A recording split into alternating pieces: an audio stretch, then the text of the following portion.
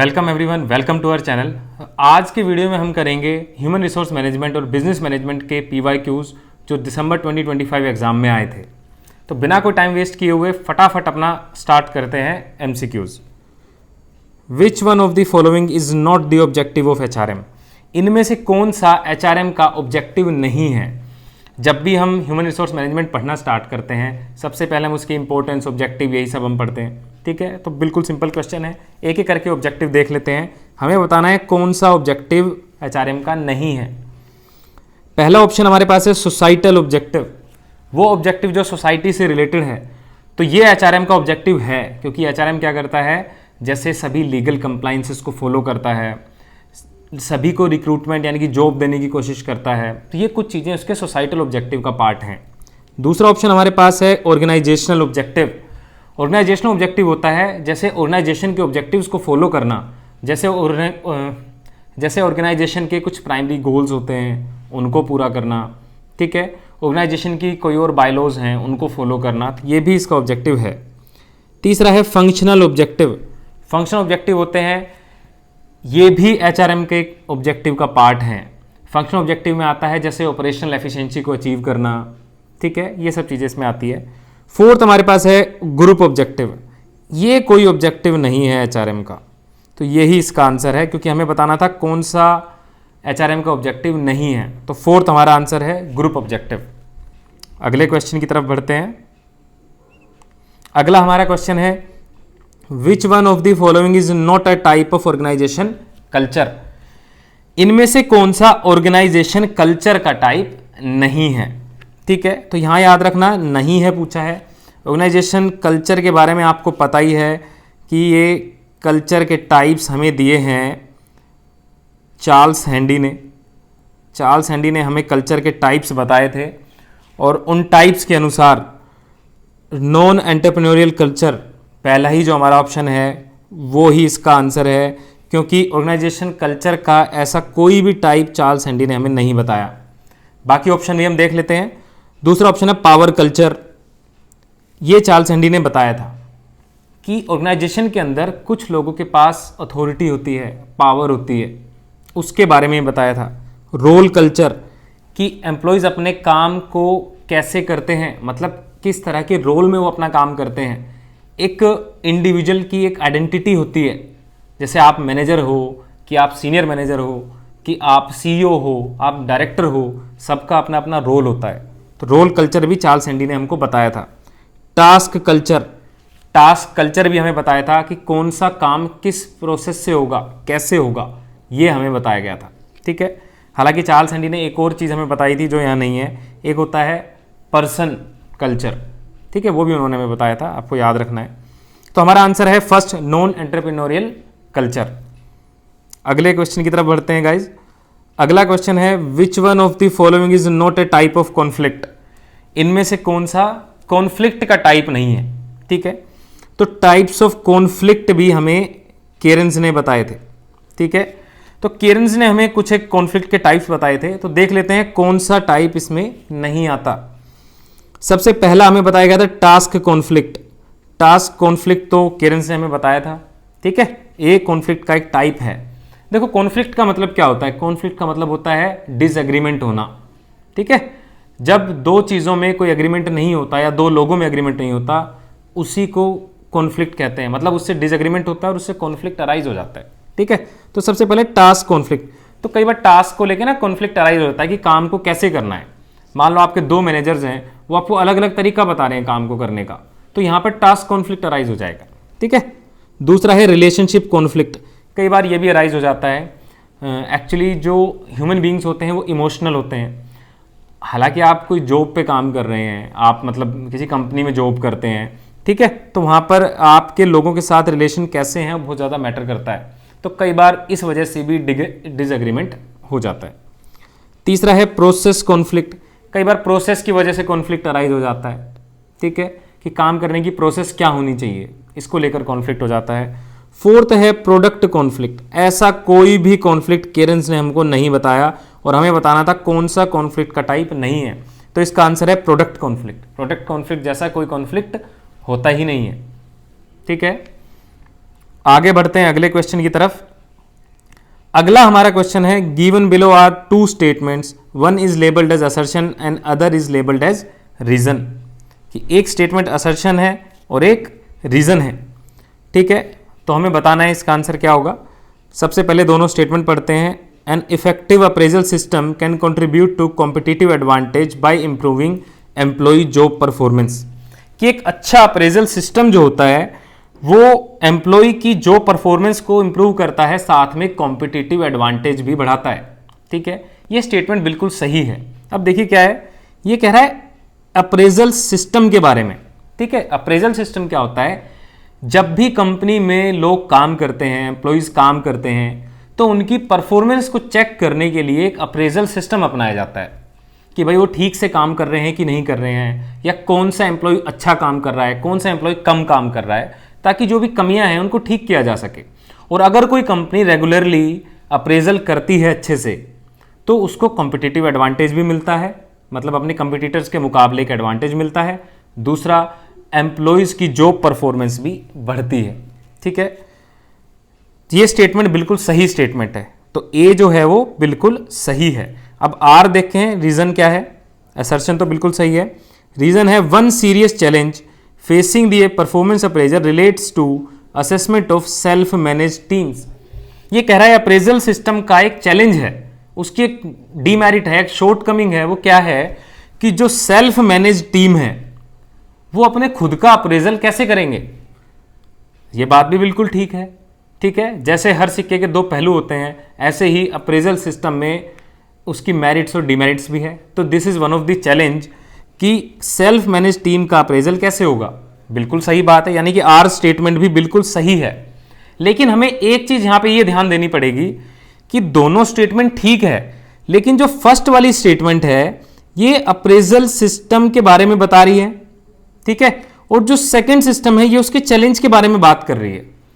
तो ये इसकी करेक्ट एक्सप्लेनेशन नहीं है। दोनों स्टेटमेंट बिल्कुल सही है, बट आर इसकी करेक्ट एक्सप्लेनेशन नहीं है। तो इसका आंसर बनेगा second. Both A and R R correct, but R is not the correct explanation of A. अब बढ़ते हैं अपने अगले क्वेश्चन की तरफ। अगला क्वेश्चन है arrange the following steps of selection process in correct order. तो जो सिलेक्शन प्रोसेस है कि कैसे हम एक पर्सन को अपनी कंपनी में जॉब देते हैं, जॉब पे रखते हैं, उसका एक प्रोसेस होता है सिलेक्शन प्रोसेस। उसके स्टेप्स यहाँ पे दिए हुए हैं और हमें उनको एक सीक्वेंस में लगाना है। तो हमारे पास ऑप्शन है selection test, reference and background analysis, preliminary interview, employment interview और जॉब ऑफर, ठीक है। तो अब इनको हम एक एक करके देख लेते हैं कि सीक्वेंस वाइज पहले कौन सा आएगा। सबसे पहले आएगा प्रिलिमिनरी इंटरव्यू। हम क्या करते हैं, किसी भी पर्सन को जॉब पे रखने से पहले उसकी क्वालिफिकेशन वगैरह चेक करते हैं कि हमारे लिए वो ठीक है कि नहीं है, क्वालिफाइड है कि नहीं है, तभी आगे प्रोसीड करेंगे। तो प्रिलिमिनरी इंटरव्यू हमारी फर्स्ट स्टेप होती है सिलेक्शन प्रोसेस की। इसके बाद हम लेते हैं एक सिलेक्शन टेस्ट। यहाँ पर कई तरह के टेस्ट होते हैं, तो हम एक सिलेक्शन टेस्ट लेते हैं उस पर्सन का कि ये कितना इंटेलेक्चुअल है, मतलब कितनी बुद्धिमत्ता इसमें है, हमारा ये काम ठीक से कर पाएगा कि नहीं कर पाएगा, जो रोल हम इसको देना चाहते हैं वो ठीक से कर पाएगा कि नहीं कर पाएगा, और दूसरा उसकी कुछ एकेडमिक क्वालिफिकेशन होती है वो भी इससे वेरीफाई हो जाती है, ठीक है। तो हम फिर सिलेक्शन टेस्ट लेते हैं। उसके बाद हम लेते हैं उसका एक प्रॉपर एम्प्लॉयमेंट इंटरव्यू, जो कि हमारा थर्ड स्टेप है। यहाँ पर एक एम्प्लॉयमेंट इंटरव्यू होता है, यहाँ प्रॉपर एक इंटरव्यू टीम होती है जो कि उस पर्सन का इंटरव्यू लेती है, ठीक है। और हम इसमें भी अगर सक्सीड हो गए तो आगे बढ़ते हैं। अगला स्टेप आता है रेफरेंस एंड बैकग्राउंड एनालिसिस। यहाँ पर हम क्या करते हैं, उस पोटेंशियल एम्प्लॉय का, जो कि हमारा भी एम्प्लॉय बना नहीं है, उसका हमने टेस्ट और इंटरव्यू तो ले लिया, अब हम उसका एक रेफरेंस और बैकग्राउंड चेक लेते हैं, ठीक है। हम उससे जैसे कोई दो पर्सन के नाम पूछते हैं जिनको वो अच्छे से जानता है, जो अच्छे क्वालिफाइड लोग हैं या अच्छे पद पे कहीं कार्यरत है, ठीक है, उनसे पूछते हैं उनके बारे में कि भाई ये पर्सन ठीक तो है ना, ठीक है। और लास्ट हमारा स्टेप होता है जॉब ऑफर। जॉब ऑफर में हम उसको एक जॉब ऑफर दे देते हैं, ठीक है, यानी कि एक ज्वाइनिंग लेटर दे देते हैं कि आप हमारी कंपनी ज्वाइन कर सकते हैं, ठीक है। तो यहाँ पर अगर मैं इसको सीक्वेंस में लगाऊं तो मेरे हिसाब से सीक्वेंस बनता है CADBE, थर्ड इसका आंसर है, ठीक है। तो थर्ड इसका आंसर रहेगा। अगले क्वेश्चन की तरफ बढ़ते हैं अब हम। Match list 1 with list 2। List 1 को लिस्ट 2 से मैच करना है, काफी सिंपल होता है इस तरह का क्वेश्चन। हमें यहां पर 4 थ्योरीज या कुछ दिया गया है और साइड में लिस्ट 2 में कुछ ऑथर्स के नाम दिए गए हैं और हमें लिस्ट 1 से लिस्ट 2 को मैच करना है। सबसे पहला हमारे पास है मैनेजीरियल ग्रिड। मैनेजीरियल ग्रिड आप सभी को पता है, ये ग्रिड होता है वो जिसमें 1 और 9 वाला वो देखते हैं, ठीक है। इसका डिटेल्ड वीडियो हम अपने चैनल पे अभी डालेंगे, आप वहां पे देख सकते हैं। मैनेजीरियल ग्रिड दिया था ब्लेक एंड माउटन ने, ठीक है। तो ए हमारा मैच करता है 3 के साथ, ठीक है। सेकंड हमारे पास है हॉथोर्न एक्सपेरिमेंट। हॉथोर्न एक्सपेरिमेंट क्या होता है? ये एक ह्यूमन रिलेशन अप्रोच है और ये हम सभी को पता है, this is given by the famous Elton Mayo. Elton Mayo ने अप्रोच दी थी, तो बी का आएगा 4, ठीक है। सी है हमारा ट्रेट थ्योरी। ट्रेट थ्योरी में हमें क्या बताते हैं? ट्रेट का मतलब होता है किसी एक पर्सन के अंदर एक क्वालिटी का होना, ठीक है, कि एक लीडर के अंदर क्या क्या क्वालिटीज होनी चाहिए, ठीक है, क्या क्या ट्रेट्स होने चाहिए, तो that is trait theory. And trait theory दी थी हमें चार्ल्स बर्ड ने, तो सी का हमारा बनता है 1, ठीक है। डी है ERG theory. ERG theory is existence relatedness and growth theory. ERG होता है existence relatedness and growth theory, ठीक है। ERG के हिसाब से एल्डरफर ने, जो कि एल्डरफर ने थ्योरी दी थी, एल्डरफर ने मास्लो के जो 5 नीड्स थी ना, उनको भी ERG में डिवाइड कर दिया था, ठीक है। इसका वीडियो भी आप हमारे चैनल पे देख सकते हैं। तो मेरे हिसाब से इसका आंसर है ए यहां पर मैच करता है 3 के साथ, बी यहां पर मैच करता है 4 के साथ, तो ऐसा ऑप्शन हमारा है सेकंड, C1 और D2, बिल्कुल। तो सेकंड यहां पर हमारा राइट आंसर है। अब बढ़ते हैं अपने अगले क्वेश्चन की तरफ। अगला हमारा क्वेश्चन है, which of the followings are the types of decentralisation in an organisation. इनमें से कौन से डिसेंट्रलाइजेशन के टाइप्स है? देखो, एक ऑर्गेनाइजेशन में कुछ भी काम करने के लिए 2 तरीके होते हैं। कुछ भी काम लोगों से करवाना या करने के लिए 2 तरीके हैं, एक सेंट्रलाइजेशन होता है, एक डिसेंट्रलाइजेशन होता है। सेंट्रलाइजेशन का मतलब होता है एक सुप्रीम अथॉरिटी किसी एक ही पर्सन के पास है, वो ही सब कुछ संभालेगा, वो ही सब कुछ देखेगा, दैट इज सेंट्रलाइजेशन। और डिसेंट्रलाइजेशन होता है कि हमने अथॉरिटीज को डिवाइड कर दिया, एक ही पर्सन के पास अथॉरिटी ना होके अथॉरिटी को डिवाइड कर दिया। जैसे हम कंपनियों में क्या करते हैं, एक HR डिपार्टमेंट बना दिया, एक मार्केटिंग डिपार्टमेंट बना दिया, एक प्रोडक्शन डिपार्टमेंट बना दिया, ठीक है, एक यहाँ पे मान लेते हैं अलग से परचेज डिपार्टमेंट बना दिया, एक सेल्स डिपार्टमेंट बना दिया। हम अलग अलग डिपार्टमेंट इसलिए बनाते हैं ताकि हम डिसेंट्रलाइज कर सके पावर को, ठीक है। अब परचेज से रिलेटेड कोई काम होगा तो यहाँ पे परचेज मैनेजर या परचेज डिपार्टमेंट अपने आप देखेगा। लोगों को रिक्रूटमेंट देना है, सैलरी घटानी बढ़ानी, कुछ भी करना है, HR डिपार्टमेंट अपने आप देखेगा, ठीक है। एक ही पर्सन पे नहीं डाला हमने, सब कुछ डिवाइड कर दिया, ठीक है। This is decentralisation. तो यहाँ पर कौन कौन से उसके टाइप है बताने हैं। तो यहाँ पे हमारे पास सबसे पहला है प्रॉफिट सेंटर। तो प्रॉफिट सेंटर बिल्कुल एक टाइप ऑफ डिसेंट्रलाइजेशन होता है, ठीक है।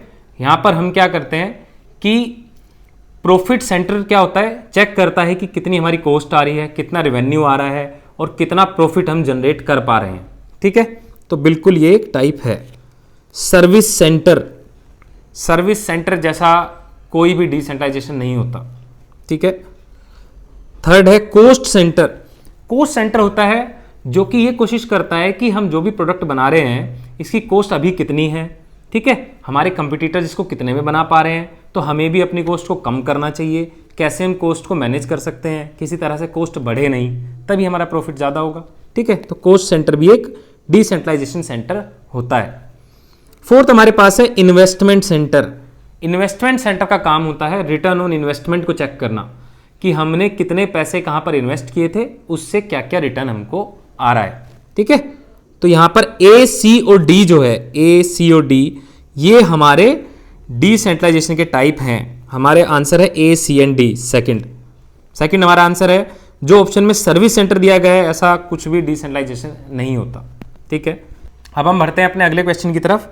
हमारा अगला क्वेश्चन है, which one of the following is not a type of organisational chart, कि इनमें से कौन सा ऑर्गेनाइजेशनल चार्ट का टाइप नहीं है। तो देखो क्या होता है, ऑर्गेनाइजेशनल चार्ट क्या होते हैं, ये ना यहाँ पे चेन ऑफ कमांड का क्वेश्चन है। चेन ऑफ कमांड के बारे में ये क्वेश्चन है, या स्केलर चेन आपने पढ़ा होगा, उसका क्वेश्चन है। ठीक है, तो यहां पर देखो सबसे पहला ऑप्शन दिया गया है वर्टिकल चार्ट। हम सभी को पता है वर्टिकल चार्ट क्या होता है, वर्टिकल होता है ऐसे ऐसे, यहां पर पावर मूव करती है टॉप से बॉटम की तरफ, ऊपर से नीचे की तरफ। ठीक है, जैसे कि कोई मैनेजर है, उसको अपने एम्प्लॉय को कुछ बोलना है तो वर्टिकल चार्ट वाला मेथड यूज करेगा। एक ऑफिशियल इंफॉर्मेशन ऐसे ही कम्युनिकेट की जाती है किसी भी ऑर्गेनाइजेशन के अंदर। ठीक है, सेकंड हमारे पास है सर्कुलर चार्ट। सर्कुलर चार्ट में होती है थोड़ी सी यहां पर intra personal communication. Circular chart में एक पर्सन सेंटर में होता है, जैसे मान लो कोई लीडर है और वो कई सारे लोगों को कुछ गाइड लाइन दे रहा है। ठीक है, ये पर्सन जो बीच में है ये सब लोगों को मान लो ये बता रहा है, कम्युनिकेट कर रहा है कि हम सभी को अपनी सेल प्रोसीड्स को बढ़ाना है, अपने प्रॉफिट्स को बढ़ाना है, तो कैसे बढ़ाना है, तो ये कई सारे लोगों को एक साथ कम्युनिकेट कर रहा है ऐसे सर्कुलर मोशन में, तो this is called circular chart. ठीक है, थर्ड हमारे पास है डायगोनल। डायगोनल होता है जैसे ये बॉक्स है, यहां से यहां इंफॉर्मेशन का मूव करना, यानी कि कोई पर्सन किसी से भी बात कर सकता है। एक ऑफिशियल, एक फॉर्मल ऑर्गेनाइजेशन के अंदर ऐसा कभी भी नहीं हो सकता। ठीक है, ऐसा कभी भी नहीं होता कि कोई निचले स्तर का एम्प्लॉई मान लो बिल्कुल ही मैनेजिंग डायरेक्टर से डायरेक्ट बात करना चाहे तो बात नहीं कर सकता। ठीक है, उसको बात करने के लिए एक प्रॉपर चैनल का यूज करना पड़ेगा, एक प्रॉपर चेन का यूज करना पड़ेगा, एक चेन को फॉलो करना पड़ेगा। ठीक है, तो यहां पे फोर्थ हमारे पास ऑप्शन है हॉरिजॉन्टल चार्ट। हॉरिजॉन्टल चार्ट होता है हमारा हॉरिजॉन्टल, जैसे कि हॉरिजॉन्टल होता है ऐसे, इसका मतलब यह है एक फ्लैट स्ट्रक्चर। एक ही डिपार्टमेंट के अंदर जब लोग कम्युनिकेट करते हैं तो यह कहलाएगा हॉरिजॉन्टल। ठीक है, तो यहां पर आंसर हमें बताना था कौन सा ऑर्गेनाइजेशन का चार्ट नहीं है, तो यहां पे डायगोनल इसका आंसर है, क्योंकि डायगोनल कम्युनिकेशन जैसा कम्युनिकेशन एक फॉर्मल ऑर्गेनाइजेशन के अंदर नहीं होता। ठीक है, अगले क्वेश्चन की तरफ बढ़ते हैं। अगला हमारा क्वेश्चन है arrange the following steps of control process in the correct order. ये यहां पे कंट्रोल प्रोसेस का क्वेश्चन है कि कंट्रोल प्रोसेस के कुछ स्टेप्स दिए हुए हैं, हमें उनको एक सीक्वेंस में लगाना है। ठीक है, कंट्रोल में क्या होता है, देखो आप लोगों ने पढ़ा होगा कंट्रोल क्या होता है कि हम किसी चीज के लिए स्टैंडर्ड सेट कर देते हैं। फॉर एग्जाम्पल कि मैंने दो लोगों को काम पे रखा हुआ है और दोनों ना कुर्सियां बनाते हैं डेली। ठीक है, कभी वो एक कुर्सी बना देता है एक पर्सन, कभी एक दूसरा पर्सन दो कुर्सी बना देता है, तो ऐसा वो करते हैं, अपने हिसाब से बना लेते हैं। लेकिन आप सोचो मुझे एक स्टैंडर्ड सेट करना चाहिए, मुझे लगता है मुझे एक स्टैंडर्ड सेट करना होगा और मैंने सेट कर दिया कि आपको डेली 2 चेयर बनानी है, दोनों पर्सन को 2-2 चेयर बनानी है। ठीक है, तो अब मैंने जो स्टैंडर्ड सेट किया है 2 चेयर का, उससे मैं कंपेयर करूंगा कि उनकी एक्चुअल परफॉर्मेंस क्या है। ठीक है, स्टैंडर्ड को हमें मीट करना ही पड़ेगा। जो पर्सन 1 चेयर बनाता था उसे 2 बनानी ही पड़ेगी, क्योंकि हमने एक स्टैंडर्ड सेट कर दिया है। ठीक है, तो यहां पर हम सबसे पहले हम क्या करते हैं, स्टैंडर्ड को इस्टेब्लिश करते हैं सबसे पहले। ठीक है, जैसे मैंने अभी एग्जांपल में बताया कि हमने 2 चेयर का एक स्टैंडर्ड सेट कर दिया, तो यहां पर ऐसे ही हम क्या करेंगे, हम जो बी ऑप्शन है इस्टेब्लिशमेंट ऑफ स्टैंडर्ड, इसको रखेंगे सबसे पहले। ठीक है, अब हम देखेंगे हमारे एम्प्लॉइज की एक्चुअल परफॉर्मेंस क्या है, measurement of actual performance, this would be our second step. फिर हम देखेंगे कि comparison of actual performance with the standard, कि जो हमने स्टैंडर्ड सेट किया था, मान लो मैंने कहा था कि 2 चेयर बनानी है और उस पर्सन ने बनाई एक ही है, तो मैं इनका डिफरेंस चेक करूंगा, कंपेयर करूंगा, और डिफरेंस आया 1 का कि 1 चेयर आपने कम बनाई है। ठीक है, तो हमारा थर्ड स्टेप होगा कंपैरिजन, और फोर्थ स्टेप है हमारा करेक्टिव एक्शन। इसका मतलब है कि भाई तुमने 1 चेयर ये कम क्यों बनाई है, इसका रीजन बताओ। या तो आपने रेस्ट कर लिया, या आपसे काम नहीं हो पा रहा है, या जो भी आपका कारण है, या आपने हाफ डे ले लिया, मुझे इसका कारण पता होना चाहिए, और अगर मुझे लगता है मैं इसको ठीक कर सकता हूं इस चीज को, तो मुझे वो चीज ठीक करनी चाहिए। ठीक है ना, ताकि सभी एम्प्लॉइज एक जो स्टैंडर्ड सेट किया गया है ऑर्गेनाइजेशन के द्वारा उसको फॉलो कर सके। ठीक है, तो यहां पे हमारा आंसर बनता है BADC, सेकंड यहां पे हमारा आंसर रहेगा। ठीक है, अगले क्वेश्चन की तरफ हम बढ़ते हैं। अगला हमारा क्वेश्चन है arrange the following types of motivating needs as identified by Maslow in ascending order. Maslow की नीड हायरार्की जो थ्योरी है उसका क्वेश्चन है, उसको स्टेप वाइज हमें यहां पे एक सीक्वेंस में अरेंज करना है। ठीक है, तो हम सभी को पता है मास्लो की थ्योरी तो सबसे पहले हम पढ़ते हैं ही, सबसे सिंपल हमारी थ्योरी है। मास्लो ने जो थ्योरी दी थी यहाँ पर एक ट्रायंगुलर उन्होंने बनाया था, उन्होंने नीड के बारे में बताया था। मास्लो ने बताया था कि हर एक व्यक्ति की, हर एक पर्सन की कुछ नीड्स होती है, ठीक है। तो उसने शुरू से हमें बताया था, और ट्रायंगुलर शेप इसलिए बनाई थी कि जो सबसे पहली नीड है उस पर ज़्यादा लोग होते हैं, और जैसे जैसे नीड सेटिस्फाई होती जाती है तो सबसे ऊपर बहुत कम लोग बचते हैं, बहुत कम लोग 5वीं नीड तक पहुंच पाते हैं, ठीक है। तो यहाँ पर हम एक एक करके देख लेते हैं। मैं पहले आपको मास्लो की ये थ्योरी ही बता देता हूँ, तो ये क्वेश्चन अपने आप सॉल्व हो जाएगा, ठीक है। तो सबसे पहले मास्लो ने बताई physiological need. Physiological need, physiological need में क्या होता है, मास्लो ने बताया एक पर्सन की सबसे पहली जरूरत होती है रोटी, कपड़ा और मकान, फूड, शेल्टर एंड क्लोथिंग, ठीक है। इसके बिना कोई भी पर्सन इस दुनिया में सर्वाइव नहीं कर सकता, ठीक है। हर पर्सन को क्या चाहिए, जिंदा रहने के लिए खाना चाहिए, तन ढकने के लिए कपड़ा चाहिए, और रहने के लिए घर चाहिए, ठीक है। तो यहाँ पर बेसिक नीड यानी कि फिजियोलॉजिकल नीड बता दी। उसके बाद जैसे हम अगले स्टेप पे बढ़ते हैं, अगले स्टेप पे आ जाती है हमारी safety need, that is our second need. जब हमें रोटी मिल गई है, कपड़ा मिल गया, मकान मिल गया है, तो हम इंश्योर करेंगे कि हमें डेली मिले, ठीक है। हमें रोटी हमेशा मिलती रहे, ठीक है। हमारे पास एक अच्छा घर हमेशा रहे, हमारे पास अच्छे कपड़े हमेशा रहे। तो सेकंड जो हमारी नीड है वो सेफ्टी नीड है, ठीक है। उसके बाद हम आगे बढ़ते हैं, तो हमारी जो थर्ड नीड है वो रहेगी हमारी सोशल नीड। जब हमने रोटी, कपड़ा, मकान का अरेंजमेंट कर लिया, अब हमें चाहिए सोशल नीड। अब हमें सोसाइटी की ज़रूरत है, अब हमें फ्रेंड्स की ज़रूरत होती है, अब हमें लव की, बिलोंगिंगनेस की ज़रूरत होती है, अब हमें फैमिली की ज़रूरत होती है, ठीक है। तो ये नीड सेटिस्फाई करने के बाद हम चाहते हैं हमारी भी एक फैमिली हो, हमारे भी कुछ फ्रेंड्स हो, हमारी भी एक सोसाइटी हो, एक समाज हो, ठीक है। तो थर्ड नीड आ जाती है हमारी सोशल नीड, ठीक है। फिर आती है हमारी fourth need, that is esteem need. Esteem need का मतलब होता है कि हर पर्सन चाहता है कि मुझे रिस्पेक्टफुली देखा जाए, ठीक है, मेरी सोसाइटी में रिस्पेक्ट हो। जो थर्ड स्टेप पे मैंने एक सोशल नीड अपनी फुलफिल कर ली है, अब जो सोसाइटी बना ली है उनमें मेरी रिस्पेक्ट होनी चाहिए, ठीक है। जैसे आप लोग इस कोर्स की तैयारी कर रहे हैं कि आप लोग प्रोफेसर बन जाएं, आप लोग प्रोफेसर बन जाओगे तो आपकी एक सोसाइटी में रिस्पेक्ट रहेगी, ठीक है, इस तरह से। तो यहाँ पे क्या है, एस्टीम नीड हमारी फोर्थ नीड है। लास्ट नीड आती है भाई हमारी self actualisation need. Self actualisation need, ये नीड क्या होती है, जब हमारी एस्टीम नीड भी सेटिस्फाई हो गई, आपने खूब पैसे कमा लिए, खूब नाम कमा लिया, अब आती है सेल्फ एक्चुअलाइजेशन। अब आप क्या करते हैं, आप चाहते हैं अपने मन की कुछ चीज़ें करना, जैसे किताब लिखना, ठीक है, किताबों को पढ़ना, मेडिटेशन करना, पेंटिंग करना, या कोई और आपकी हॉबी है आप उसको पूरा करते हैं, ठीक है। तो ये हमारी लास्ट नीड होती है, यहाँ तक बहुत कम लोग पहुँच पाते हैं, ठीक है। इसीलिए ये जो डायग्राम है एक ट्रायंगुलर शेप में मास्लो ने हमें बनाकर दिया है, ठीक है। अब इस क्वेश्चन का हम आंसर करते हैं, और इसको एक सीक्वेंस में अगर मैं लगाता हूँ तो इसका सीक्वेंस बनता है ADBEC। तो यहाँ पे हमारा आंसर बनता है ADBEC, ये होता है हमारा सेकंड हमारा आंसर रहेगा, ठीक है। तो ये सभी हमारे क्वेश्चन थे जो कि HRM और BM के थे, जो दिसंबर 2025 एग्ज़ाम में आए थे, जो कि एग्ज़ाम हमारा 3 जनवरी 2026 को हुआ था, ठीक है। आई होप आप सभी को वीडियो पसंद आई होगी। और भी कोई ऐसा कॉमर्स का टॉपिक है जिस पे आप कोई वीडियो चाहते हैं तो आप कमेंट करके हमको बता सकते हैं। Thanks everyone, thanks for watching our video.